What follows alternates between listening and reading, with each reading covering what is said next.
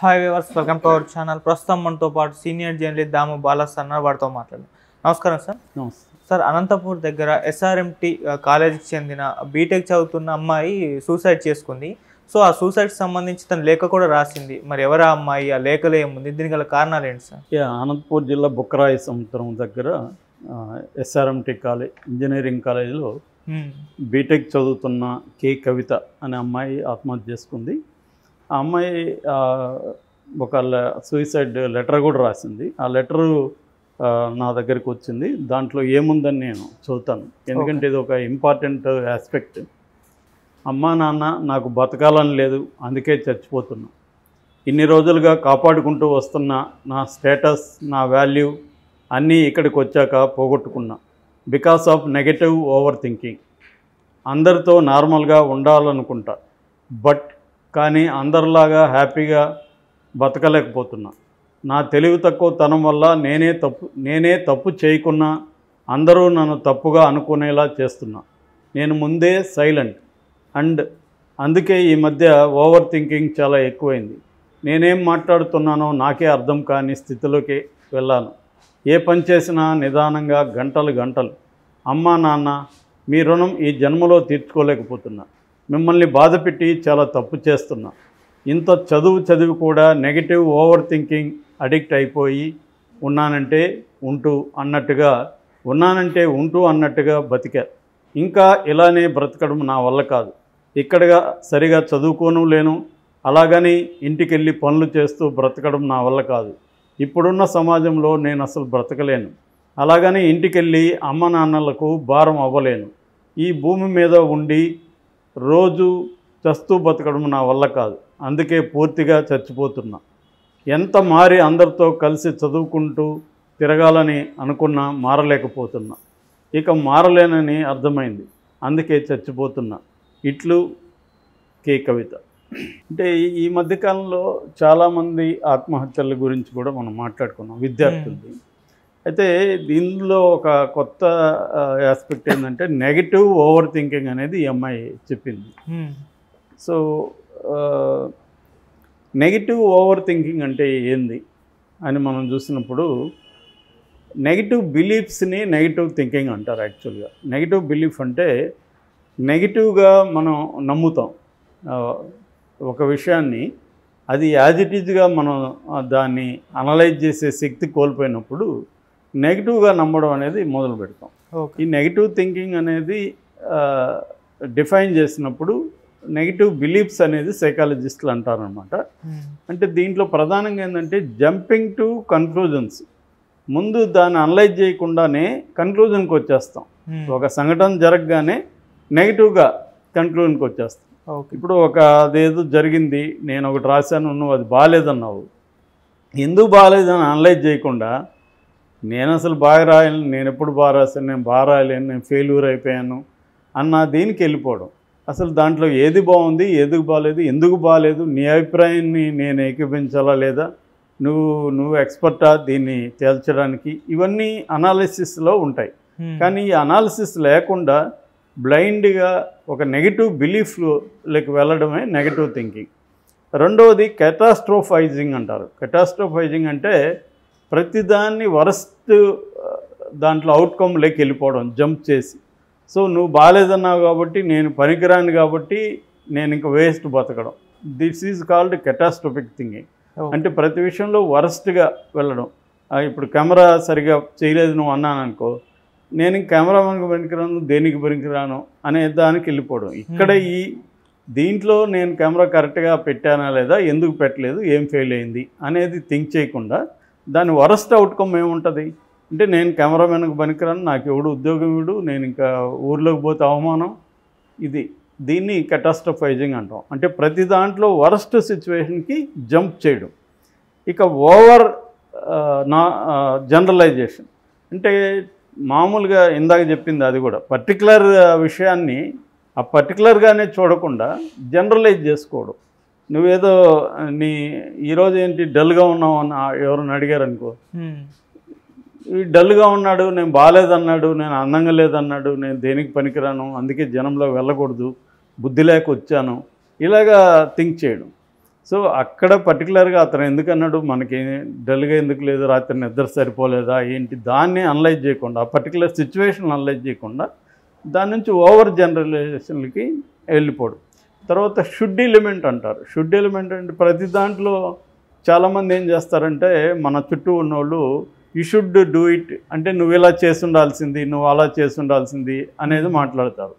దానివల్ల మనం అలా చేసి ఉండాలేమో, మనం చేయలేదు, ఫెయిల్యూరు అనే దానికి వెళ్ళిపోతాం.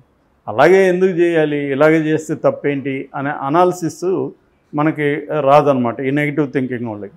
అట్లాగే ఎమోషనల్ రీజనింగ్లోకి డామినేట్ చేస్తుంది. ఎమోషనల్ రీజనింగ్ అంటే మనకి మామూలుగా ప్రధానంగా 2 విషయాలు మనిషిని నడిపిస్తుంటాయి. ఒకటి ఎమోషన్స్, 2 రీజనింగ్. అంటే మనం ఇప్పుడు ఎమోషన్స్ అంటే ఏంటి, ఏదో ఒక మాట అన్నాను, ఇమీడియట్గా నేను ఎమోషన్, కోపం కావచ్చు, బాధ కావచ్చు, అటువంటి ఎమోషన్లోకి వెళ్ళిపోవడం. అట్లా కాకుండా రీజనింగ్ అప్లై చేస్తే ఇతను ఎందుకు ఈ మాట అన్నాడు, ఇతనికి నా మీద ఏమైనా జలసీగా అన్నాడా, లేకపోతే మంచిగానే అన్నాడా, ఇందులో నిజముందా లేదా అనేది ఆలోచించకుండా, అంటే థింకింగ్ని అప్లై చేయకుండా ఎమోషన్ డామినేట్ చేస్తుంది. ఇది కూడా నెగిటివ్ థింకింగ్కి కారణం అనమాట. So personalisation and blame. Personalisation అంటే నువ్వు ఎవరినో అన్నావు కానీ అది నాకు అప్లై చేసుకోవడం, ఇతను నన్నే అన్నాడు అని అప్లై చేసుకోవడం. అట్లా ఎవరన్నా ఏదన్నా మన ఎదురుగా ఏదో మాట్లాడితే కూడా, లేదు ఇతను కావాలని అలా అన్నాడు కానీ నన్నే అన్నాడు అని పర్సనలైజ్ చేసుకొని బాధపడ్డాం. ఎక్కువగా స్టూడెంట్స్లో ఈ ప్రాబ్లం ఉంటుంది. టీచరు ఎవరినో అంటే కూడా నన్నే అన్నాడు అనుకోవడం, లేదా పక్క ఫ్రెండ్ 2 అమ్మాయిలు ఎవరితోనో మాట్లాడుకుంటే నా గురించే మాట్లాడుకుంటున్నారు అనుకోవడం. ఇలా ఇది పర్సనలైజేషన్ అండ్ బ్లేమ్ అనమాట. సో ఇది బేసిక్గా ఈ లక్షణాలు ఉంటే నెగిటివ్ థింకింగ్ అంటాం. అయితే నెగిటివ్ థింకింగ్కి కారణాలు ఏంటి అనుకున్నప్పుడు ఎక్కువగా కారణాలు ఏంటంటే, ఒకటి డిప్రెషన్ ఉండడం, యాంగ్జైటీ ఉండడం, స్ట్రెస్ ఉండడం, సోషల్ యాంగ్జైటీ అంటారు. సోషల్ యాంగ్జైటీ అంటే వేరే వాళ్ళని కలిసినప్పుడు మనకి చాలామందికి ఈ నెగిటివ్ థింకింగ్లు వస్తాయి. ఒంటరిగా ఉన్నప్పుడు కంటే కూడా వేరే క్రౌడ్లోకి వెళ్ళినప్పుడు నెగిటివ్ థింకింగ్ వస్తుంది. ఎందుకంటే వాళ్ళు ఫర్ ఎగ్జాంపుల్ మంచి బాగా అలంకరించుకొని బాగున్నారు, ఇమీడియట్గా మనకి నెగిటివ్ థింకింగ్, నేను బాగాలేదు, నేను వేస్ట్, నేను దేనికి పనికిరాను అన్న నెగిటివ్ థింకింగ్లోకి వస్తుందన్నమాట. ఓకే. సో రెండవది డిప్రెషన్ వల్ల కూడా మనం దేనికి పనికిరాము లైఫ్లో, మన లైఫే వేస్ట్ అన్న థింకింగ్లోకి వెళ్తాం అన్నమాట. ఇక స్ట్రెస్ వల్ల కూడా ప్రెషర్ పెరుగుతుంది. ఇంకొక బలమైన కారణం ఏంటంటే లో ఎస్టీమ్ అండ్ లో కాన్ఫిడెన్స్. తన మీద తనకి కాన్ఫిడెన్స్ లేనప్పుడు, లో ఎస్టీమ్, తన మీద తనకే రెస్పెక్ట్ లేనప్పుడు కూడా నెగిటివ్ థింకింగ్ ఉంటుంది.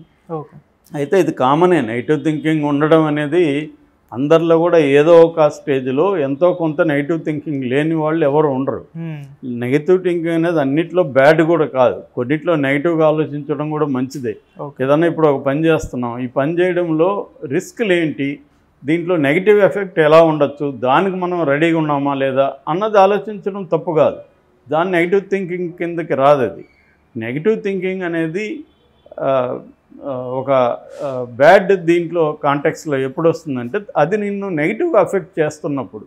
ఇప్పుడు ఒక పని చేస్తున్నాం, ఆ పని చేసేటప్పుడు ఇది మంచిగా చెడ్డ, దీంట్లో చెడేముంది, నెగిటివ్ ఏమేమి ఉన్నాయి దీంట్లో, ఇప్పుడు ఒక ఇల్లు కొనాలి, దీంట్లో ఏమేమి నెగిటివ్స్ ఉన్నాయి ఆ ఇంట్లో అనేది ఆలోచించడం తప్పు కాదు.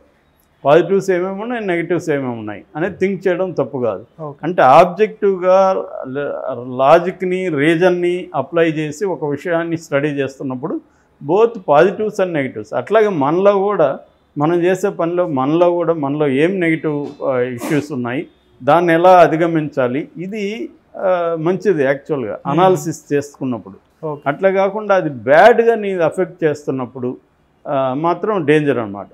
సో నెగిటివ్ థింకింగ్ని ఎలా ఆపగలం అనేది ఉన్నప్పుడు, ఇట్లాంటి నెగిటివ్ థింకింగ్ వచ్చినప్పుడు ఫస్ట్ పాజ్ ఇవ్వమంటారు సైకాలజిస్ట్. పాజ్ అంటే ఫస్ట్ నీ లైఫ్లో ఏం జరుగుతుందో అక్కడ ఆగి ఒకసారి మైండ్ఫుల్నెస్ అంటే ప్రజెంట్ని థింక్ చేయడం. ఈ ప్రజెంట్లో మనం ఏం చేస్తున్నాం, పాస్ట్ వదిలే ఫ్యూచర్ వదిలి. ఎక్కువగా నెగిటివ్ థింకింగ్ పాస్ట్ ఫ్యూచర్కి సంబంధించింది ప్రజెంట్ కంటే. అంటే గతంలో నేను ఇంతకుముందు కూడా ఫెయిల్యూరే, ఎప్పుడు నేను సక్సెస్ అయింది లేదు అనుకోవడం, ఫ్యూచర్లో కూడా నేను పనికిరాను అనుకోవడం. ఇది కాకుండా మైండ్ఫుల్నెస్ అంటే ప్రజెంట్ సిచ్యువేషన్లో ఏం జరుగుతోంది. అన్నిటికంటే ముఖ్యంగా సిబిటి అని ఉంటుంది. సిబిటి అంటే కాగ్నిటివ్ బిహేవియరల్ థెరపీ.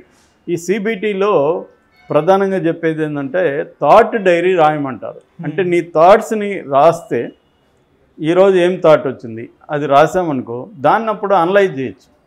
ఈ థాట్ వల్ల మనకు లాభమా నష్టమా, ఈ థాట్ మనల్ని జీవితాన్ని ఎలా ఎఫెక్ట్ చేస్తుంది అనేది అనలైజ్ చేయడానికి థాట్ డైరీ రాయడం అనేది చాలా ఇంపార్టెంట్. ఇలాంటి వాళ్ళకి, నెగిటివ్ థింకింగ్ ఉన్న వాళ్ళకి వాళ్ళ థాట్స్ అంతా కూడా రైటింగ్లో పెడితే నీకు ఆబ్జెక్టివిటీ వస్తుంది.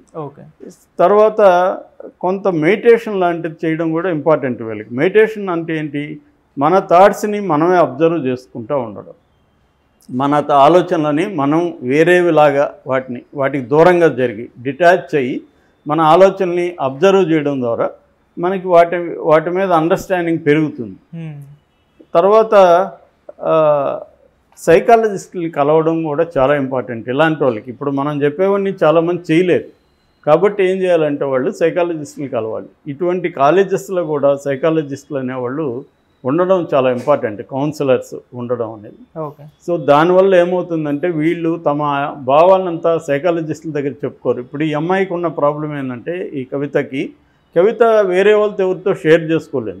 తర్వాత నేను చాలాసార్లు చెప్పాను, ఎక్కువగా ఆత్మహత్యలు ఇలాంటి కాలేజెస్లో ఎవరు చేసుకుంటున్నారంటే వాళ్ళ పేరెంట్స్ పూర్గా ఉండడం, అన్ఎడ్యుకేటెడ్గా ఉండడం, ఆ పిల్లలుని కష్టపడి వాళ్ళు ఏదో వ్యవసాయం చేసి కూలి పని చేసి ఇంకోటి చేసి కష్టపడి వాళ్ళని చదివిస్తారు.